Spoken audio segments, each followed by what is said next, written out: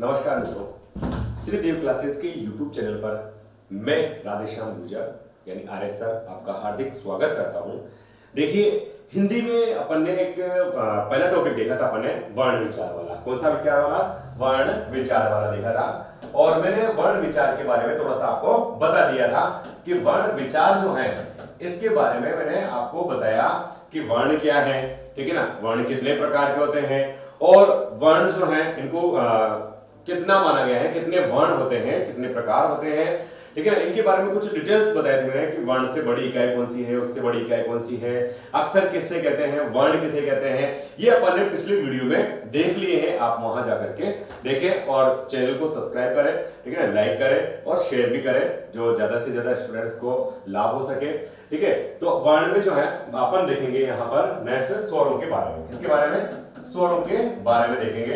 तो देखिए यहाँ पर स्वर जो है यानी स्वरों के बारे में अपन जो देखेंगे, तो देखिए यहाँ पर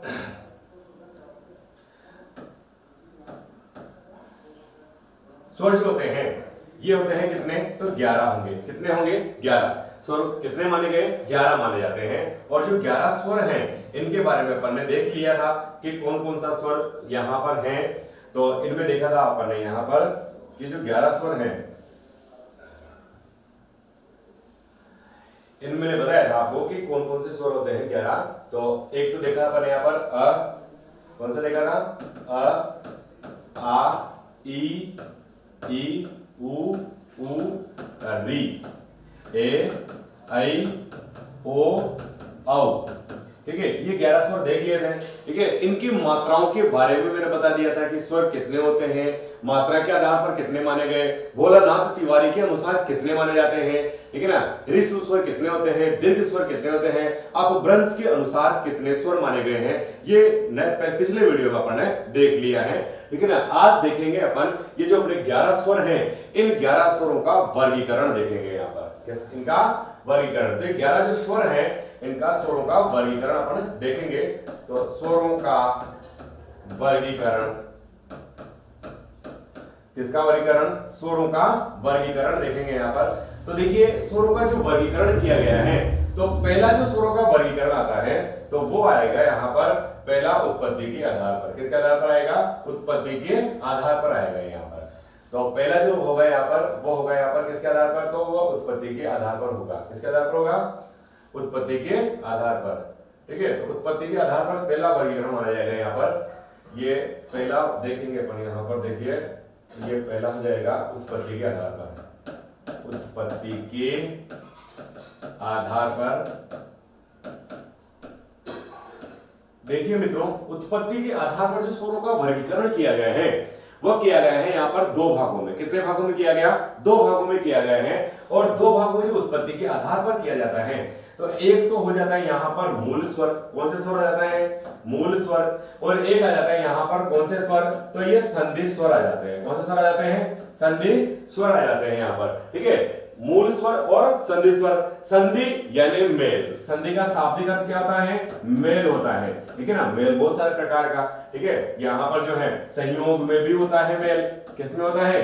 संयोग। संयोग में भी क्या होगा? मेल होगा। संधि में भी क्या होगा? मेल होगा, ठीक है। लेकिन संयोग अलग चीज है, संधि अलग चीज है। परिभाषा दोनों की अलग अलग आते हैं, ये आप जानते हो, ठीक है। संयोग संधि में पूछा जाता है। संधि में तो दो वर्णों के परस्पर मेल से उत्पन्न होने वाले विकार को संधि कहेंगे।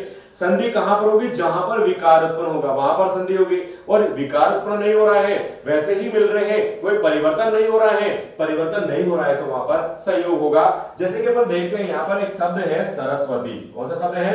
सरस्वती शब्द है यहाँ पर। ये है शब्द यहाँ पर सरस है यहाँ पर। और यहाँ पर है वती शब्द है यहाँ पर। कौन सा शब्द है? वती शब्द है यहाँ पर, ठीक है।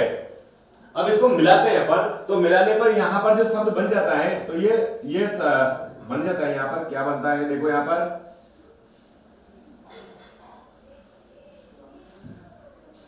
ये बनता है यहाँ पर जो है वह सरस्वती। इस प्रकार से बन जाता है सीधा सीधा, ठीक है ना। तो संयोग हुआ है यहाँ पर कोई परिवर्तन नहीं हुआ है, परिवर्तन नहीं हुआ है इसका, ये संयोग है यहाँ पर, ठीक है। और संधि में क्या होता है? मेल होता है यहाँ पर, है ना। जैसे यहाँ पर जो है वो रमा शब्द दिया हुआ है और यहाँ पर ईस शब्द दिया हुआ है, ठीक है। मिलाएंगे इसको तो यहाँ पर क्या हो जाएगा, ये रमेश हो जाएगा। यहाँ पर क्या हो जाएगा, यहाँ पर रमेश हो जाएगा। यहाँ पर तो यहाँ पर क्या हुआ कि यहाँ पर आ था और यहाँ पर ई है, इन दोनों को मिलाया अपन ने और परिवर्तन करके यहाँ पर ए कर दिया। अपन ने क्या कर दिया, यहाँ पर ए कर दिया, तो दोनों को मिला करके ए किया है, इसका परिवर्तन हुआ तो संधि हो गई यहाँ पर, ठीक है। तो ये संधि अलग चीज है, संयोग अलग चीज है, ये देखेंगे अपन यहाँ पर, ठीक है। तो देखिए यहां पर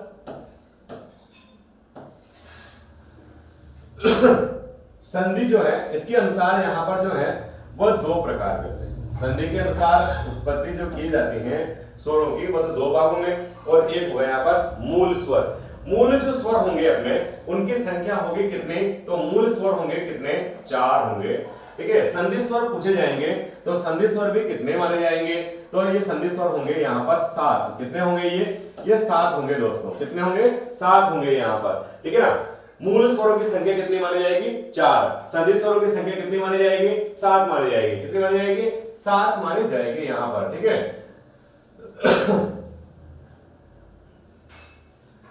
देखिए जो मूल स्वर है अपने, कौन से स्वर है, मूल स्वर, ये 4 हैं और 4 कौन कौन से माने गए हैं, एक तो होगा यहाँ पर अ होगा, ई होगा, उ होगा और री होगा।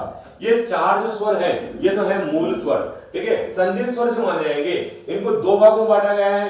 2 भागों में जो बटे हुए हैं ना, तो एक तो होंगे यहाँ पर दीर्घ, कौन से होंगे, एक तो होंगे यहाँ पर दीर्घ होंगे, ये दीर्घ होंगे एक तो, और एक होंगे यहाँ पर जो है वह संयुक्त, कौन से होंगे, संयुक्त। तो एक तो दीर्घ स्वर होंगे, एक संयुक्त स्वर होंगे यहाँ पर, ठीक है। दीर्घ जो स्वर माने जाएंगे इन दीर्घ स्वरों में यहाँ पर जो बनेंगे ना, ये यहाँ पर अ और अ, इन दोनों से मिलकर के यहाँ पर क्या बनेगा, आ बनेगा। इसी प्रकार से ई और ई, इन दोनों से मिलकर के यहाँ पर क्या बनेगा, ई बनेगा यहाँ पर। ऐसे यहाँ पर ओ और उ दोनों मिलकर के यहाँ पर क्या निर्माण करते हैं, यहाँ पर उ का निर्माण करते हैं यहाँ पर, यानी उ बनता है यहाँ पर। तो उत्पत्ति के आधार पर दीर्घ जो स्वर होंगे उनकी संख्या यहाँ पर 3 होगी। वैसे आपसे पूछा जाता है दीर्घ स्वर कितने होते हैं, तो दीर्घ जो स्वर है, दीर्घ स्वर उनकी संख्या 7 होती है। और ये यहाँ पर कौन कौन से होते हैं, तो आ, ई, उ, ए, ऐ, ओ, औ, ये जो सभी स्वर हैं वो यहाँ पर दीर्घ स्वर में माने जाएंगे। किसे माने जाएंगे, दीर्घ स्वर में माने जाएंगे। लेकिन यहाँ पर उत्पत्ति के आधार पर पूछा जाता है, तो उत्पत्ति के आधार पर इनकी दीर्घों की संख्या 3 ही होगी। कितनी होगी, 3 ही होगी। संयुक्त जो स्वर होंगे उनकी संख्या 7 होगी, और ये मूल और दीर्घ दोनों से मिलकर के बनेंगे। मूल और दीर्घ दोनों से मिलकर के यहाँ पर बनेंगे। और ये कैसे बने, देखिए आप यहाँ पर जैसे यहाँ पर अ है, अ या फिर आ, इनका मेल किया जाता है यहाँ पर किससे, ई से, ठीक है। तो ये बनकर के यहाँ पर क्या निर्माण करते हैं दोनों मिलकर के, तो ये यहाँ पर ए का निर्माण करते हैं, यानी ए बनता है यहाँ पर, ठीक है। उसके बाद देखिए आप यहाँ पर जो है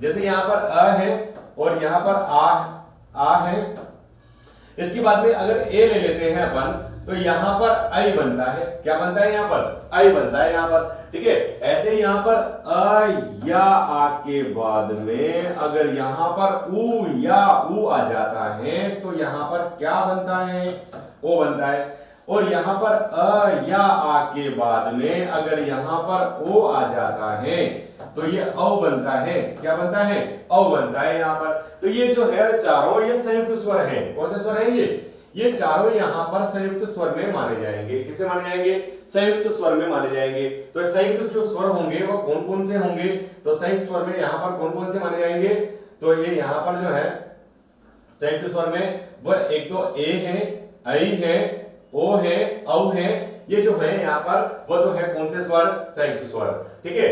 और आ, ई, उ जो है ये कौन से स्वर है, तो ये स्वर है यहाँ पर दीर्घ स्वर, ठीक है। और अ, ई, उ है ये कौन से स्वर है, तो ये है यहाँ पर मूल स्वर। कौन से स्वर है, मूल स्वर में माने जाएंगे। ये उत्पत्ति के आधार पर इनका वर्गीकरण किया जाता है। तो स्वरों का जो पहला वर्गीकरण हुआ वो उत्पत्ति के आधार पर हुआ, और उत्पत्ति के आधार पर पहला वर्गीकरण जो है उसमें 2 भागों में इनको बांटा गया है, मूल स्वर में और संधि स्वर में। मूल जो स्वर होंगे उनकी संख्या 4 होगी, और दीर्घ जो मूल स्वर है और संधि स्वर है तो संधि स्वरों की संख्या 7 होगी। इनमें यहाँ पर जो मूल स्वर होंगे उनमें अ, ई, उ और री होगा। ऐसे ही दीर्घ जो स्वर होंगे इन दीर्घ स्वर में आ, ई, उ होगा। ऐसे ही यहाँ पर जो संधि स्वर में संयुक्त होंगे तो संयुक्त स्वर यहाँ पर ए, ऐ, ओ, औ होगा। ठीक है, यदि आपसे पूछा जाता है संयुक्त स्वर कौन कौन से हैं तो संयुक्त स्वर ए, ऐ, ओ, औ है। और संयुक्त वर्ण के बारे में पूछा जाता है, किसके बारे में? संयुक्त वर्ण पूछा जाता है, वर्ण। तो संयुक्त वर्ण जो होंगे इनकी संख्या भी यहां पर 4 होगी, लेकिन ये कौन से होंगे? ये यहां पर एक तो क्ष, त्र, ज्ञ और श्र होगा। ठीक है, तो ये 4 जो होंगे ये क्ष, त्र, ज्ञ और श्र माना जाएगा। ठीक है, तो ये 4 जो होंगे ये क्ष, त्र, ज्ञ और श्र माना जाएगा। ये तो है संयुक्त वर्ण और ये है संयुक्त स्वर। ये ध्यान रखना है आपको, संयुक्त वर्ण में क्ष, त्र, ज्ञ और श्र होगा। और ये जो है वो यहां पर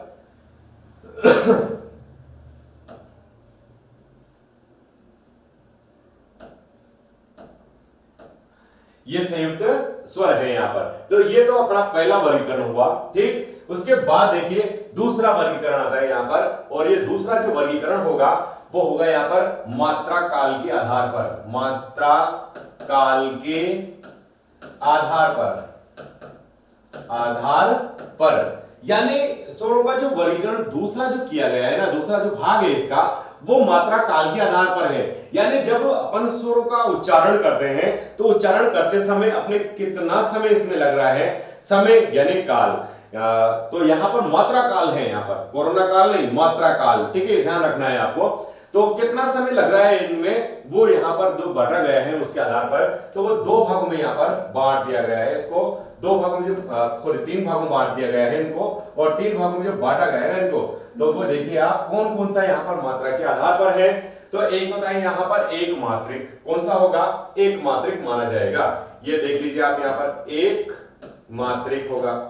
ठीक है, जो एक मात्रिक स्वर है, इस एक मात्रिक स्वर को यहाँ पर किस किस नाम से जाना जाएगा? तो एक मात्रिक को यहाँ पर जो है ये अपन मूल स्वर भी कह देंगे। ठीक है, वही स्वर जो मूल स्वर में आए हुए हैं वही इसमें भी एक मात्रिक में आएंगे, तो ये मूल स्वर है। इसी को यहाँ पर जो है वह लघु स्वर कहेंगे। कौन से स्वर कहेंगे? लघु स्वर कहेंगे। इन्हीं को यहाँ पर जो है वह ह्रस्व स्वर भी कहेंगे अपन। कौन से स्वर कहेंगे? ह्रस्व स्वर। तो ह्रस्व स्वर जो है लघु स्वर है, मूल स्वर है, वही स्वर यहाँ पर एक मात्रिक में माने जाएंगे। कौन से माने जाएंगे? एक मात्रिक में माने जाएंगे। ठीक है, दूसरा आता है यहाँ पर जो है वह द्विमात्रिक आता है। कौन सा आता है यहाँ पर? द्विमात्रिक। तो ये द्विमात्रिक जो है, इस द्विमात्रिक में यहाँ पर जो होंगे वह कौन कौन से होंगे? तो द्विमात्रिक को ही यहाँ पर जो नाम दिया गया, ये द्विमात्रिक में 7 स्वर होंगे, और इनको क्या क्या नाम दिया गया है? तो द्विमात्रिक जो है वही जो आपने संधि में देखा, वह संधि जो स्वर होंगे वह सभी कंप्लीट यहाँ पर आएंगे। ठीक है, इसी में जो होगा वह गुरु स्वर होगा। ठीक है, इसी में जो होंगे वो यहाँ पर दीर्घ स्वर होंगे। कौन से स्वर होंगे? दीर्घ स्वर होंगे। ठीक है, तो ये जो सभी आएंगे ये किस में आएंगे भाई? तो ये आएंगे यहाँ पर जो है किसमें आएंगे? ये दोनों, यानी ये जो स्वर होंगे वह यहाँ पर द्विमात्रिक में। या एक मात्रिक स्वर में को तो किस किस नाम से जाना गया? एक मात्रिक को मूल स्वर कहा गया, लघु स्वर कहा गया, ह्रस्व स्वर कहा गया। ठीक है, ये ह्रस्व लिखा हुआ है। ठीक है, तो ह्रस्व स्वर कहा गया। और यहाँ पर द्विमात्रिक को संधि स्वर कहा गया, गुरु स्वर कहा गया और दीर्घ स्वर कहा गया है यहाँ पर। ठीक है, तो मात्रा काल के आधार पर दूसरा वर्गीकरण हुआ। तीसरा वर्गीकरण आता है यहाँ पर, वो आता है प्लुत। कौन सा आता है? तो ये आता है प्लुत। कौन सा आता है? प्लुत स्वर आता है यहाँ पर। और प्लुत जो है इसका चिन्ह कैसा होता है? तो इसका जो चिन्ह होता है वो जैसे अपन हिंदी में 3 लिखते हैं ना, वैसा ही चिन्ह यहाँ पर प्लुत का माना जाता है। ठीक है, तो आगे देखो यहाँ पर ये जो स्वर है यहाँ पर मात्रा काल के आधार पर, ये यहाँ पर 3 भागों में जो बटे हुए हैं, इनमें एक मात्रिक हो गया। कौन सा हो गया? एक मात्रिक हो गया। एक यहाँ पर द्विमात्रिक हो गया, और एक हो गया यहाँ पर प्लुत हो गया यहाँ पर। ठीक है, अब इनमें जो है वो कौन कौन से स्वर आएंगे तो ये देखेंगे अपन। ये देखिए आप, यहाँ पर एक मात्रिक स्वर में यहाँ पर एक तो अ है, एक यहाँ पर ई है, एक यहाँ पर उ है, और एक यहाँ पर कौन सा है? री है यहाँ पर। ठीक है, द्विमात्रिक में जो है अ का बड़ा हो गया यहाँ पर आ हो गया। ठीक है, ई का बड़ा हो गया यहाँ पर ई हो गया, यहाँ पर उ का ही बड़ा यानी दीर्घ हो गया यहाँ पर, ये यहाँ पर उ हो गया। यानी अ का दीर्घ क्या है? आ, ई का दीर्घ क्या है? ई, ऊ का दीर्घ क्या है ऊ, री का भी दीर्घ होता है। ये री जो है, ये री और री दोनों मिलकर के और ये बड़ा री बनता है, दीर्घ री बनता है। बट लेकिन री जो है वो संस्कृत में है, हिंदी में नहीं है। अपन हिंदी पढ़ रहे हैं अपन, ठीक है। तो हिंदी में 11 ही स्वर होते हैं, संस्कृत में 13 होते हैं। तो यहाँ पर इसको नहीं गिना जाएगा, ठीक है। तो ये द्विमात्रिक में और कौन सा आ जाएगा, तो यहाँ पर ए होगा, आई होगा, ओ होगा और औ होगा। ये स्वर जो होंगे वो यहाँ पर द्विमात्रिक में माने जाएंगे, ठीक है। प्लुत स्वर में कौन कौन सा स्वर आएगा, तो प्लुत स्वर में वही स्वर है जो द्विमात्रिक में है और द्विमात्रिक के साथ में जो है वो यहाँ पर प्लुत वाला चिन्ह लग जाएगा। कौन सा चिन्ह लग जाएगा, प्लुत वाला। यदि प्लुत का चिन्ह लग जाता है तो उसकी मात्रा का समय बढ़ जाता है। क्या बढ़ जाता है, मात्रा का समय बढ़ जाता है यहाँ पर, इस कारण वो प्लुत हो जाएगा यहाँ पर। तो प्लुत में जैसे अपन ने लिखा यहाँ पर ओम नमः शिवाय, तो ओम लिखा अपन यहाँ पर, तो मात्रा का समय बढ़ गया यहाँ पर। जैसे मैंने लिखा यहाँ पर राम लिखा, क्या लिखा मैंने, राम लिखा यहाँ पर, तो ये राम में आ की ध्वनि बढ़ गई यहाँ पर। यानी जो भी स्वर यहाँ पर है, जैसे यहाँ पर आ है, आ के साथ में प्लुत चिन्ह लगा दिया अपन ने। ई है यहाँ पर, ई के साथ में प्लुत चिन्ह लगा दिया यहाँ पर। ऊ है यहाँ पर, ऊ के साथ में प्लुत चिन्ह लगा दिया अपन ने। ए है यहाँ पर, ए के साथ में प्लुत चिन्ह लगा दिया अपन ने। यानी किसी का भी यदि नाम अपन पुकार रहे हैं और वो थोड़ा दूर है, तो थोड़ा दूर है तो लंबी टेर में उसको आवाज देंगे तो दीर्घ स्वर का आकार बढ़ जाएगा। कहने का तो ये है कि इसमें एक मात्रा काल का समय लगेगा, अर्थात एक बार चुटकी बजाने के बराबर समय लगेगा। इसमें जो है वो 2 मात्रा काल का समय लगेगा, अर्थात 2 बार चुटकी बजाने के बराबर समय लगेगा, वो द्विमात्रिक कहलाएगा। और 2 से अधिक समय लगेगा वो प्लुत कहलाएगा। अब वो कितना भी समय लगे वो सभी किसी में आएंगे, प्लुत में ही माने जाएंगे। तो 2 से अधिक मात्रा काल का जिसमें समय लगेगा वो होगा यहाँ पर प्लुत स्वर। कौन से स्वर होंगे, प्लुत स्वर में माने जाएंगे, ठीक है। तो ये जो यहाँ पर यह दीर्घ स्वर है, इन दीर्घ स्वरों के साथ में ये प्लुत का चिन्ह लग जाता है, वो प्लुत स्वर हो जाता है। ऐसा फिक्स नहीं है कि ओम ही प्लुत है, ठीक है। ओ के साथ में यहां पर जो है वो चिन्ह लगा हुआ है प्लुत का, इस कारण इसकी ध्वनि का आकार बढ़ गया है और यहां पर प्लुत स्वर हो गया है। कौन सा स्वर हो गया है, प्लुत स्वर हो गया है यहां पर, ठीक। चलिए उसके बाद देखते हैं यहाँ पर जो है, ये तो हुआ किसके आधार पर हुआ, तो ये मात्रा काल के आधार पर हुआ। ये ध्यान रखना है आपको, मात्रा काल के आधार पर 3 भागों में बांटा गया। कितने भागों में बांटा गया, 3 भागों में बांटा गया। एक मात्रिक हो गया, द्विमात्रिक हो गया और प्लुत स्वर हो गया यहाँ पर। ये हो गया दूसरा वर्गीकरण अपना, ठीक। उसके बाद देखिए आप तीसरा वर्गीकरण देखेंगे अपन, और तीसरा जो वर्गीकरण होगा वो तीसरा वर्गीकरण होगा यहाँ पर कौन सा वाला, तो तीसरा देखेंगे यहाँ पर औष्ठाकृति के आधार पर। के आधार पर, औष्ठाकृति के आधार पर, ठीक है। तो औष्ठाकृति के आधार पर जो इनका वर्गीकरण किया जाएगा वो देखो यहाँ पर कितने भागों में किया जाता है, तो ये देखेंगे अपन यहाँ पर। देखिए औष्ठाकृति के आधार पर स्वरों का जो वर्गीकरण है वो यहाँ पर किसका वर्गीकरण, आधार पर स्वरों का वर्गीकरण, स्वरों का वर्गीकरण।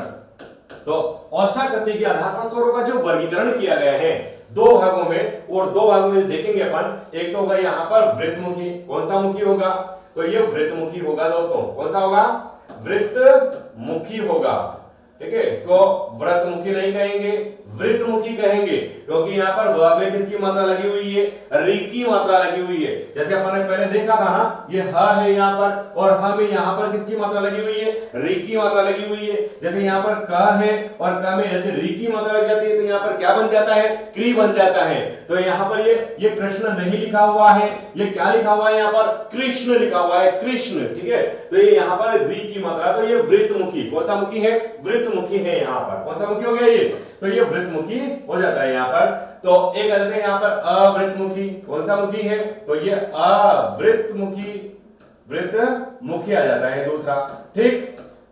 तो एक तो वृत्तमुखी है और एक आ गया यहाँ पर अवृत्तमुखी। यानी औष्ठाकृति के आधार पर स्वरों का जो वर्गीकरण किया गया है ये 2 भागों में किया गया। कितने भागों में किया गया, 2 भागों में। एक तो वृत्तमुखी आया और एक आया यहाँ पर अवृत्तमुखी। जो वृत्तमुखी स्वर है, कौन से स्वर है, वृत्तमुखी जो स्वर है, यानी जिनका उच्चारण करते समय मुंह की स्थिति गोल हो जाती है, वृत्त के समान हो जाती है, तो इसे यहाँ पर वृत्तमुखी कहेंगे। गोल होती है इस कारण इसको गोलाकार भी कहते हैं।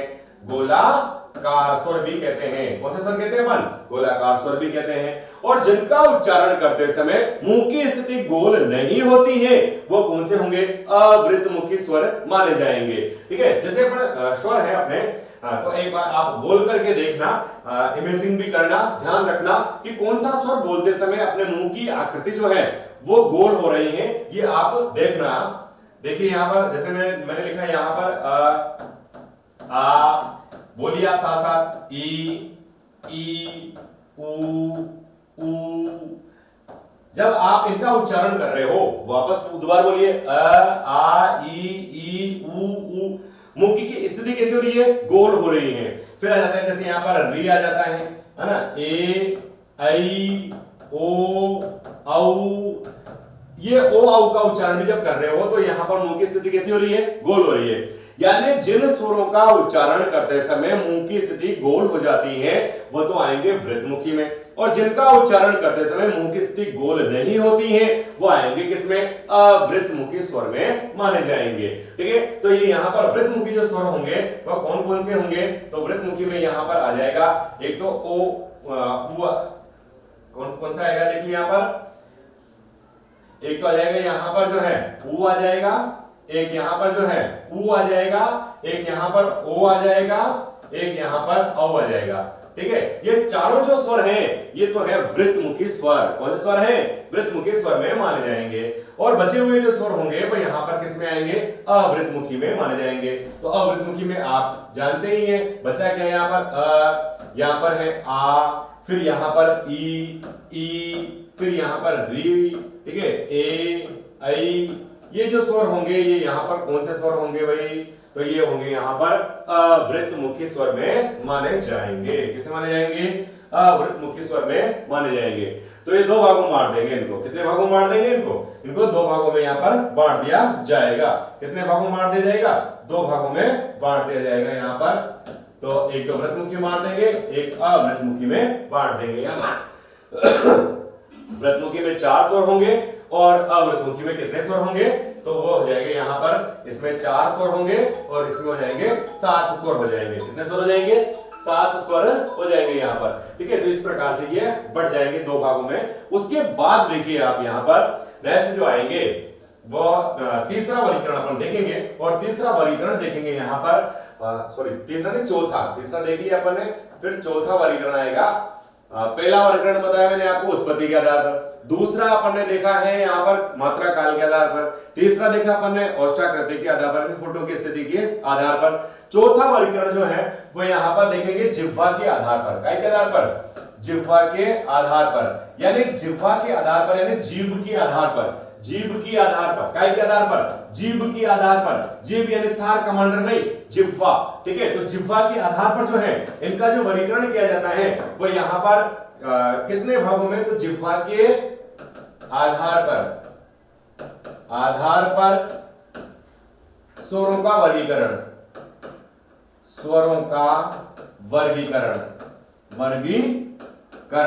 तो जिह्वा के आधार पर जो स्वरों का वर्गीकरण किया जाता है वो किया जाता है यहाँ पर कितने भागों में? तो जिह्वा के आधार पर जब देखेंगे तो इनको 3 भागों में बांटा जाएगा। यानी अपनी जो जिह्वा है, जैसे अपनी जीभ है, अब इस जीभ को अपन कितने भागों में? 3 भाग। मतलब स्वाद जो लेते हैं ना, स्वाद कोई भी चीज अपन खाई और उसका जो स्वाद लेंगे तो वो कड़वा जो होगा वो अलग जगह से आएगा, तीखा जो होगा अलग जगह से आएगा, मीठा होगा वो अलग जगह से आएगा। तो 3 भागों में इनको भी जिस प्रकार से स्वाद लेंगे उसी प्रकार से इनका उच्चारण भी किया जाएगा। तो उच्चारण जो होगा वो भी 3 भागों में बटा होगा। तो उच्चारण जो 3 भागों में होगा ना, तो उसमें एक तो अग्र होगा, एक होगा यहां पर मध्य, और एक होगा यहां पर पश्च। ठीक है, तो अग्र, मध्य और पश्च 3 भागों में बटे हुए हैं। कितने भागों में बटे हुए हैं? 3 भागों में बटे हुए हैं। यहाँ पर अग्र स्वर है, मध्य स्वर है और पश्च स्वर माने जाएंगे यहाँ पर। ठीक है, तो जो अग्र स्वर है आगे वाले, जिह्वा के आगे वाले भाग से जो उच्चारित होंगे वो यहाँ पर अग्र होगा, जो बीच वाले भाग से होगा वो मध्य होगा, और जो पीछे वाले भाग से होगा वो यहाँ पर पश्च में माने जाएंगे, पीछे वाले में माने जाएंगे। अब देखो यहाँ पर कौन कौन सा स्वर जो अगर आगे से बोला जाएगा, तो अगर भाग में जो आएंगे ना, तो वो यहाँ पर एक तो ई आता है, एक आता है यहाँ पर ई आता है, एक आता है यहाँ पर री आता है, कौन सा आता है, री आता है, एक आता है यहाँ पर जो है ए आता है, एक आता है यहाँ पर आई आता है, कौन सा आता है, आई आता है यहाँ पर, ठीक है। एक आता है यहाँ पर, इधर देखते हैं तो यहाँ पर अ आएगा, इधर देखेंगे तो बचे हुए कौन कौन सा बचा हुआ है, देखिए यहाँ पर एक तो ओ बचा, ऊ बचा यहाँ पर, एक यहाँ पर ओ बचा, ठीक है, एक यहाँ पर औ बचा, एक यहाँ पर क्या बचा, आ बचा, ठीक है। ये पश्च स्वर होंगे यहाँ पर, कौन से स्वर होंगे, पश्च स्वर, ठीक है। तो ये यहाँ पर अपन देखेंगे कि जो अग्रस्वर है, अग्रस्वर में तो कौन कौन से होंगे, तो अग्रस्वर में तो होंगे यहाँ पर कौन से, ई री ए आई, ठीक है। मध्य जो स्वर होगा, इस मध्य स्वर में कौन कौन सा स्वर होगा, तो अ स्वर होगा, ठीक है। पश्च स्वर में कौन कौन से स्वर होंगे, तो पश्च स्वर में होंगे यहाँ पर कौन से, तो ये अ उ ओ औ और आ होगा यहाँ पर, ठीक है। तो इनको भी याद करने की थोड़ा सा तरीका है मेरे पास में, और वह तरीका ये है कि आप जो है वो तरीके के माध्यम से भी इनको याद कर सकते हो। जैसे यहाँ पर इनको 3 भागों में पढ़ने बांट दिया है, और 3 भागों में इनको बांटा, एक तो कहलाए यहाँ पर अग्र, एक कहलाए यहाँ पर मध्य, और एक कहलाए यहाँ पर पश्च।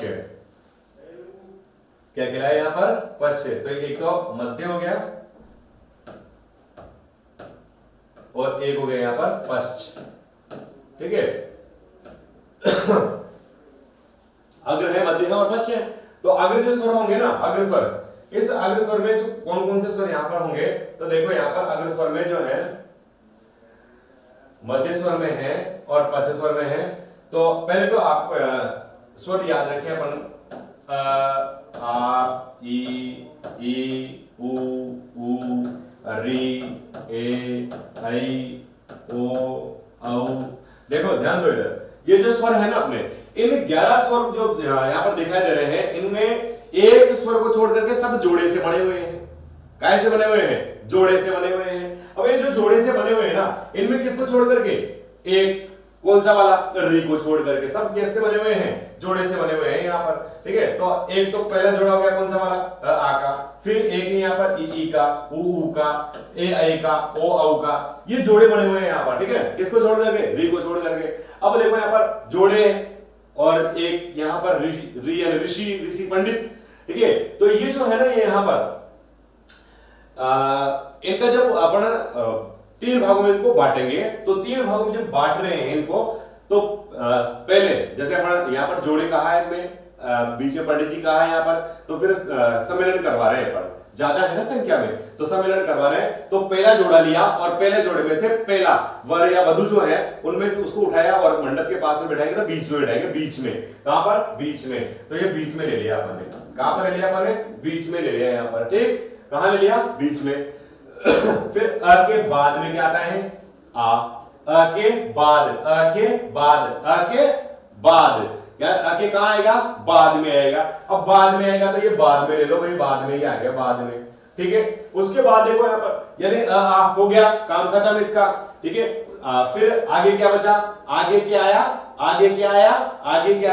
कहां आया, आगे आया है ई, तो ये यहाँ पर ई और ई हो जाएगा यहाँ पर, ठीक। उसके बाद देखिए आप, ई के बाद में क्या आएगा, ई के बाद में यानी कि पश्च हो जाएगा, ये बाद में पश्च हो गया यहाँ पर।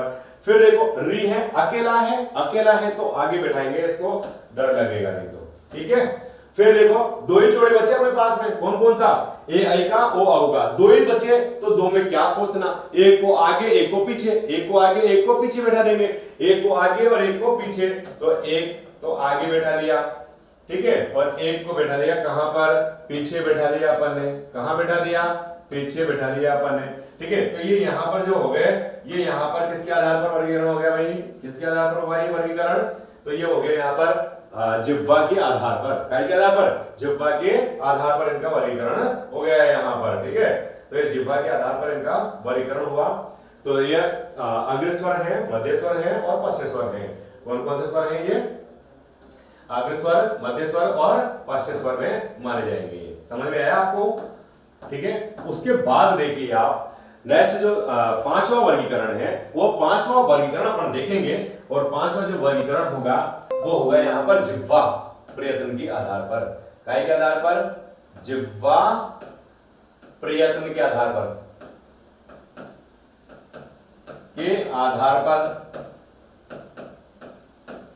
ठीक है, जिह्वा प्रयत्न के आधार पर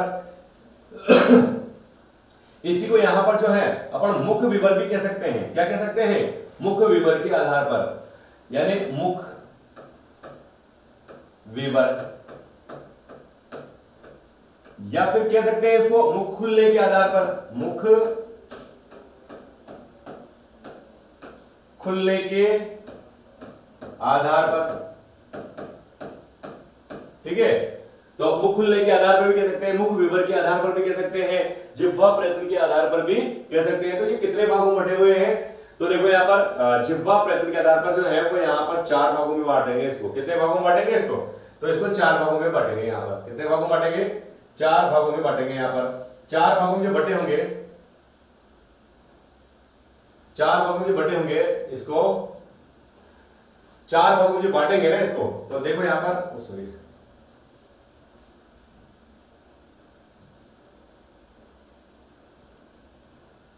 देखो 4 भागों में बांटेंगे इसको। वो कैसे बांटेंगे? यहाँ पर 4 भागों में देखो एक तो नाम देंगे इसको समवृत्त। क्या नाम देंगे? पेन चेंज कर लेता हूं मैं थोड़ा। एक को नाम देंगे यहां पर जो है वो कौन सा वाला? तो समवृत्त नाम देंगे, समवृत्त, ठीक है। एक को देंगे यहां पर अर्ध समवृत्त, अर्ध समवृत्त, ठीक है। एक नाम देंगे यहां पर जो है विवृत्त, एक को नाम देंगे यहां पर अर्ध विवृत्त, अर्ध विवृत्त। देखो ये संस्कृत के आधार पर अलग होंगे, हिंदी के आधार पर अलग होंगे, ध्यान रखना है आपको, ठीक है ना। यहां पर जो जिह्वा के आधार पर जो बांटा गया है ना, जिह्वा प्रयत्न के आधार पर, ये जिह्वा प्रयत्न के आधार पर इनका जो वर्गीकरण किया गया है, वो वर्गीकरण यहाँ पर 4 भागों में किया गया है। एक तो समवृत्त आया, अर्ध समवृत्त आया, अर्ध विवृत्त आया और विवृत्त आया यहाँ पर, ठीक है ना। तो जो समवृत्त है कौन से है? समवृत्त, इसका मतलब होता है बंद सा। कैसा? बंद। यदि मुंह बंद रहेगा तो बोलेंगे कैसे? तो बंद सा दिखाई देगा, यानी ऐसे वर्ण जिनका उच्चारण करते समय मुंह की स्थिति बंद सी दिखाई दे। कैसे दिखाई दे? बंद सी दिखाई दे, उनको यहां पर क्या कहेंगे अपन? तो उनको समवृत्त कहेंगे। क्या कहेंगे उसको? समवृत्त कहेंगे। और जिनका उच्चारण करते समय मुंह की स्थिति आधी बंद सी देगी दिखाई, तो वो वहां पर मतलब सुनाई देगी, तो वो वहां पर होगा कौन सा वाला? अर्ध समवृत्त। और ऐसे वर्ण जिनका उच्चारण करते समय मुंह की स्थिति पूरी खुली सी, मुंह की स्थिति पूरी खुली सी दिखाई देती है, वो होगा कौन सा? विवृत्त। क्या होगा? विवृत्त। यानी इसमें तो कैसा होगा? बंद। इसमें तो कैसा होगा? मुंह बंद होगा। इसमें कैसा होगा? इसमें खुला हुआ होगा। कैसा होगा? खुला हुआ होगा, ठीक है। ये ध्यान रखना है आपको। तो समवृत्त मानी बंद होगा और विवृत्त यानी खुला हुआ होगा। अर्ध मानी आधा होता है, अर्ध समवृत्त कह देंगे तो अर्ध समवृत्त यानी आधा बंद, अर्ध विवृत्त यानी आधा खुला हुआ, ठीक है। तो ये यहाँ पर 4 भागों में बांट दिया गया। कितने भागों में बांटा गया? 4 भागों में बांट दिया गया है यहाँ पर। अब 4 भागों में जो बांटा है ना इनको, तो इनमें कौन कौन से स्वर देखो यहाँ पर अपन ने देखे ना, जैसे यहाँ पर जिह्वा के आधार पर 3 भागों में बांटा गया है, उसी सारणी को यहाँ पर याद रखेंगे आप। जैसे यहां पर मैं बता देता हूं आपको, समवृत्त जो है इसमें यहां पर ई आएगा, ई आएगा और आएगा यहां पर री, ठीक है। एक आएगा यहां पर ऊ आएगा और एक आएगा यहां पर ऊ आएगा यहां पर, ठीक है। नेक्स्ट जो है अर्ध समवृत्त, अर्ध समवृत्त में आएगा यहां पर ए और इसमें यहां पर ओ होगा। तो ए और ओ जो है ना वो अर्ध समवृत्त होता है, अर्ध समवृत्त होगा। अर्ध विवृत्त की बात की जाएगी तो यहां पर आई होगा, अ होगा और औ होगा, ठीक है। नेक्स्ट विवृत्त की यदि बात की जाती है तो यहां पर आता है आ। यानी आ का जब उच्चारण करते हैं तो मुंह पूरा खुल जाता है, इस कारण से यहां पर विवृत्त कहेंगे। क्या कहेंगे इसको? विवृत्त कहेंगे यहां पर, ठीक है। तो ये यहां पर 4 भागों में बढ़ गए। यहां पर कितने भागों में बांट दिया अपन ने? कितने भागों में बांट दिए? 4 भागों में यहां पर इनको बांट दिया है। कैसे बांटा 4 भागों में? तो ये आप देख ही रहे हो। समवृत्त जो है ये समवृत्त में आ गए यहाँ पर ई, ई, री, ऊ जो है वो यहाँ पर समवृत्त है।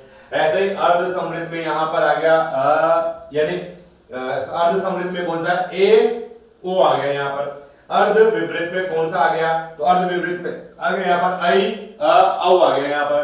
और विवृद्ध जो होगा उसमें यहाँ पर कौन सा होगा, तो आ होगा यहाँ पर, कौन सा होगा, आ होगा यहाँ पर। तो ये देखेंगे ये किसके आधार पर होगा, तो ये होगा यहाँ पर जो है वो जिह्वा प्रयत्न के आधार पर, जैसे अपन मुख विवर भी कह सकते हैं और मुख के खुलने के आधार पर भी कह सकते हैं अपन, ठीक है। तो इनके आधार पर जो है वो इनका वर्गीकरण 4 भागों में किया गया है। कितने भागों में किया गया है, तो ये 4 भागों में किया गया है। ये संस्कृत के आधार पर अलग चलेंगे, हिंदी के आधार पर अलग चलेंगे, ये ध्यान रखना है आपको, ठीक है। उसके बाद देखिए आप नेक्स्ट आता है यहाँ पर जो है वो उच्चारण के आधार पर, काय के आधार पर, उच्चारण के आधार पर। तो उच्चारण के आधार पर जब देखेंगे, उच्चारण के आधार पर स्वरों का वर्गीकरण, स्वरों का वर्गीकरण,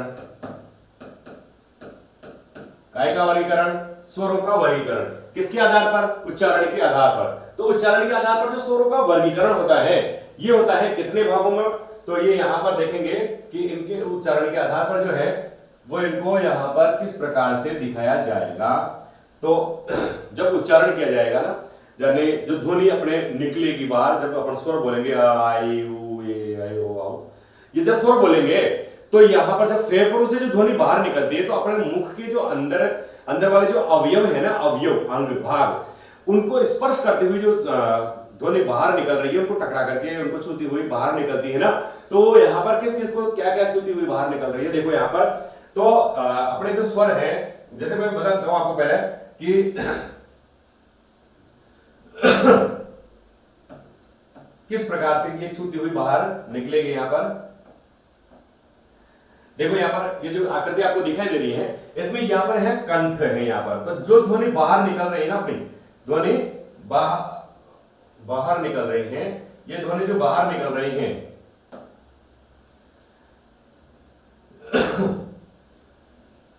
ये जो ध्वनि बाहर निकलती है इसमें सबसे पहले जो टकराएगी ना, ये टकराएगी किसको, तो कंठ को टकराएगी। सबसे पहले काय को टकराएगी, कंठ को टकराएगी। तो ये कंठ आ जाएगा यहाँ पर, क्या आ जाएगा यहाँ पर, कंठ होगा यहाँ पर, ठीक है ना। फिर ये यहाँ पर जो टकराएगी वो टकराएगी किसको, तो ये यहाँ पर टकराएगी तालु को। किसको टकराएगी, ये तालु को टकराएगी यहाँ पर, ठीक है ना। उसके बाद में ये स्वर पढ़ रहे हैं पर दो स्वरों में कम उच्चारण स्थान है ना, इसका यहाँ पर आ जाता है ओष्ठ आ जाता है यहाँ पर, क्या आ जाता है यहाँ पर, ओष्ठ आ जाता है यहाँ पर, ठीक। उसके बाद में ये ओष्ठ और तालु जो है इनके बीच वाला जो अपना जो ऊपर का जो जबड़ा है ना, जैसे अपन बोलते हैं ट ठ ड ढ, तो अपनी जो जिह्वा जहां पर टकरा रही है वो भाग जो होगा वो होगा यहाँ पर मूर्धा। क्या होगा, मूर्धा होगा। क्या होगा, वो मूर्धा भाग होगा, ठीक है। तो ये भाग जो है वो यहाँ पर मूर्धा कहलाएगा अपना, ठीक है। तो अपने जो स्वर है ना, इनको ध्यान रखना आप कि जो अपने स्वर है, जैसे स्वर है यहाँ पर जैसे स्वर है यहाँ पर अ है, आ है, ई ऊ, ठीक है ना। फिर यहाँ पर जो आएगा वो यहाँ पर री आ जाता है, री, ए, आई, ओ, औ। ये जो अपने 11 स्वर है ना, इनमें सबसे पहले क्या आता है, यहाँ पर अ आता है, फिर उसके बाद में क्या आता है, ई आता है, फिर उसके बाद में क्या आता है, ऊ आता है, फिर उसके बाद में री आएगा यहाँ पर, ठीक है। तो ये जो स्वर जिस प्रकार से क्रमबद्ध ने बताया ना, ऐसे यहाँ पर भी है। पहले कंठ है, फिर तालु है, फिर यहाँ पर क्या है, मूर्धा, ओष्ठ है, फिर मूर्धा है। पहले कंठ, तालु, फिर ओष्ठ, फिर मूर्धा, कंठ, तालु, ओष्ठ, मूर्धा, ठीक है। ऐसे यहाँ पर आ, फिर ई, ऊ, री, ठीक है ना। पहले कंठ, तालु, मूर्धा, ओष्ठ और मूर्धा, यानी इसका हो जाएगा क्या, कंठ हो जाएगा। क्या हो जाएगा इसका, ये हो जाएगा यहाँ पर कंठ हो जाएगा। तो इसका तो कंठ है ना, इसका क्या हो जाएगा, इसका तालु, ठीक है। इसका क्या हो जाएगा, इसका ओष्ठ हो जाएगा, और इसका क्या हो जाएगा, इसका मूर्धा हो जाएगा। यहाँ पर क्या हो जाएगा, मूर्धा।